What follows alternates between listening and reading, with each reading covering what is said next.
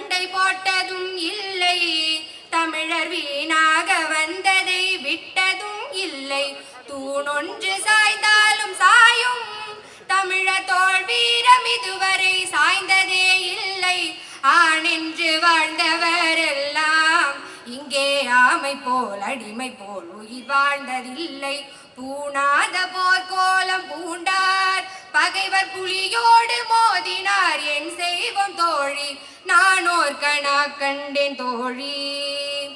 காதலர் வரவில்லை தோழி, அவர் களத்திலே இருக்கட்டும், இங்கென்ன வேலை?